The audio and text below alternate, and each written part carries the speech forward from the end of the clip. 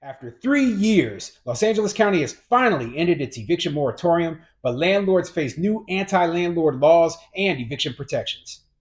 I'm Tony, and this is Real Estate Investing and Landlord News. All right, so I have an interesting article for you today, and it's going over the fact that Los Angeles County has finally, after 3 years, ended its eviction moratorium. It was one of the last places in the entire country to still have one, okay? That's why it's ridiculous that this nonsense is still going on for landlords in LA County. I mean, what would you do if you had a tenant who didn't pay you rent for 3 years? I mean, you would basically go out of business. I mean, I don't know too many landlords who could survive 3 years of non-payment of rent. Now, obviously, they're saying, "Oh well, there were rental assistance programs and etc. in place that prevented these people from just going bankrupt, right?" But as far as I know, the rental assistance programs only covered a small specified time period. I believe it was 15 months of lost rent. So this thing has been going on for 36 months in Los Angeles County. That means that landlords, even those who received rental assistance, if they had to keep tenants in there for any longer than those 15 months, then they were screwed. Okay, they were screwed out of tens of thousands or even hundreds of thousands of dollars. So yeah, this is not good that they kept this on for so long, and hopefully these landlords are able to get these tenants out of their units now. But the problem is that they are putting in stronger other permanent eviction protections to protect these squatters, or I mean tenants. Yeah, that's what they call them, tenants. I call them squatters, because if you're living in somebody's place for years on end without paying rent, you're nothing more than a squatter. You might as well just be a homeless person who is defecating on the street, because you are not participating within society. You are screwing somebody over out of their money so that you can be a lazy bum and do nothing. And I hate that. Okay. Nothing is free. That means that somebody is going to have to pay, and be it the taxpayer, be it the property owner, somebody is basically subsidizing your living so that you can be a bum. And I don't agree with that at all. Okay. So before I get into the article, go ahead, hit the like and subscribe button, maybe leave a comment down below and let me know what you think. Okay. Now, Los Angeles has ended its eviction moratorium. I believe there's still an eviction moratorium going up in Alameda County, California, which is where Oakland is at. And, you know, there's still a few other small municipalities that have eviction protections. And, I don't think that they are going to end them immediately, but hopefully this year we see the end of all of this nonsense. I don't think that these things need to be implemented at all ever again. I think that if it was my opinion, a judge should just say, "Hey, all of these are illegal." Okay, they trample on people's property rights. They they're unconstitutional. It's just they should all be illegal. And unfortunately, they get up in people's emotions instead of using logic. Instead of looking at what the Constitution says, well, these people are going to end up on the sleeping in their car or living on a street corner. Like, no, they're not. If they get evicted, they'll just have to go get a job and actually pay rent like everyone else in society. Oh my goodness, I can't stand some of this idiocy. But anyway, let's get into this article because it goes over the details of what's going on. This article is coming from LAist.com, and it says, after 3 years, LA County ends eviction protections for renters harmed by COVID. Yeah, even claiming that it is eviction protections for renters harmed by COVID is a joke, because maybe people were harmed by COVID in that very first year. But what about the following 2 years? All of a sudden, we are talking about people who are just lazy, okay? Lazy and don't want to pay rent, or they're going through some other hardship. Oh, I lost my job. But yeah, but you didn't lose your job because of COVID, not in year 3. Okay, you lost your job because you lost your job. I mean, that's just a regular happening. People lose their jobs from time to time. I've lost my job before. I've been unemployed. So, you know what? It's not an excuse. You still got to pay your bills. So let's read it and see what it says. For 3 years, renters in Los Angeles County have been given new protections from eviction if they couldn't pay their rent due to the pandemic. But on Friday, the county's COVID-19 emergency is ending, and so are those renter protections. Elected leaders such as LA Mayor Karen Bass and local homeless service providers say they're bracing for a wave of evictions across the region after the COVID-19 renter safeguards expire.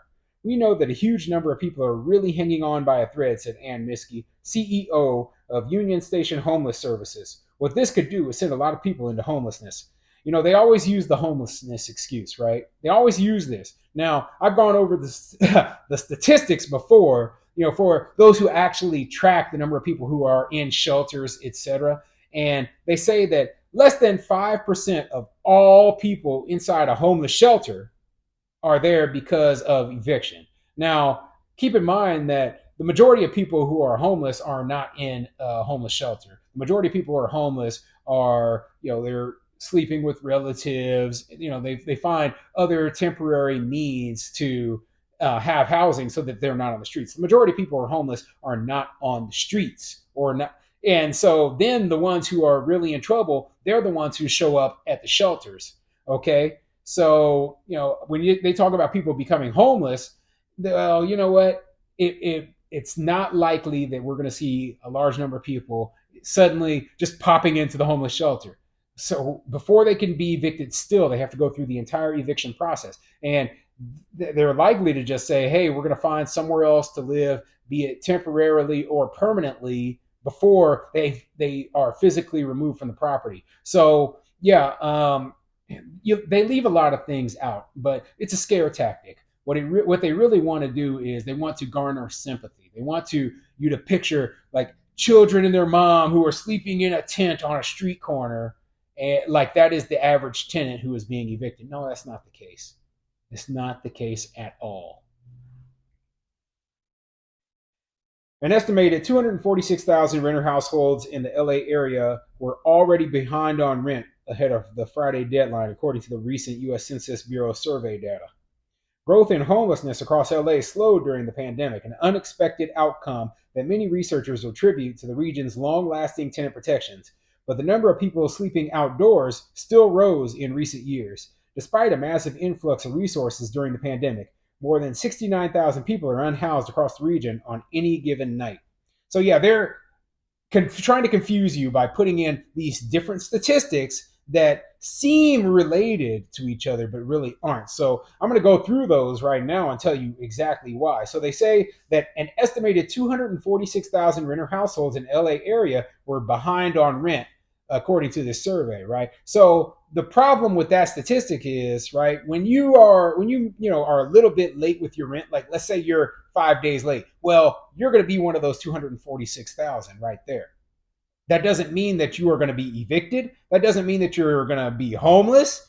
The only thing that means is that you're a little bit late on rent. So in the majority of cases, when people are late on rent, they actually pay the rent. They just pay it a little bit late. They might have to pay late fees, but they don't lose their housing. They just are a little late. Okay, that's why that statistic is absolutely ridiculous. They're trying to imply that those 246,000 people are going to end up on the streets or end up evicted, the moment that this eviction protections are removed because they are unable to pay their rent, and that's just not true. That's complete garbage. Okay, so the next thing that they say is that the growth in homelessness slowed during the pandemic, and that was unexpected. Well, yeah, that isn't unexpected at all, because you basically told people that they could just sit in their houses and not be evicted no matter what during the pandemic. So landlord couldn't remove you and ended up stuck with a lot of people who weren't paying anything. So yeah, the growth in homelessness is going to slow. So then they say that the number of people sleeping outdoors rose in recent years. Now, they are trying to confuse you because the people who are sleeping outdoors, they do not make up the grand majority of people who are homeless. Okay?